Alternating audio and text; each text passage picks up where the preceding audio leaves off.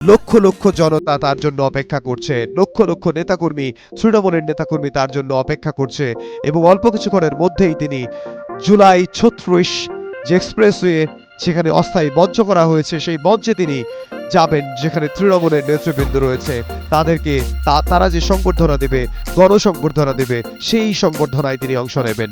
সেখানে তিনি দিক নির্দেশনামূলক বক্তব্য দেবেন। এই বক্তব্য দেবেন এবং বিএনপির যিনি চেয়ারপারসন রয়েছেন তার মা বেগম খালেদা জিয়া, তিনি রাজধানীর এভারকেয়ার হসপিটালে ভর্তি রয়েছেন মাসখানেকেরও বেশি। সেখানে তিনি যাবেন তার মায়ের খোঁজ খবর নেওয়ার জন্য। এবং বিএনপির ভারপ্রাপ্ত চেয়ারম্যান জনাব তারেক রহমান, তার মা বিএনপি চেয়ারপারসন বেগম খালেদা জিয়া, তিনি যদি সুস্থ থাকতেন তিনিও আজকে হযরত শাহজালাল আন্তর্জাতিক বিমানবন্দরে তার ছেলেকে স্বাগত জানাতে, তার ছেলেকে অভিনন্দন জানাতে, তার ছেলেকে গ্রহণ করার জন্য তিনি সেখানে যেতেন।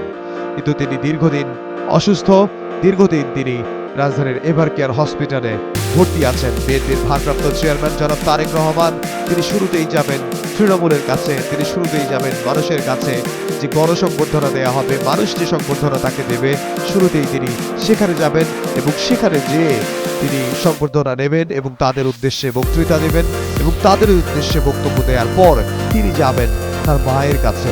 তার মা রাজধানীর এভারকেয়ার হসপিটালে চিকিৎসাধীন রয়েছেন।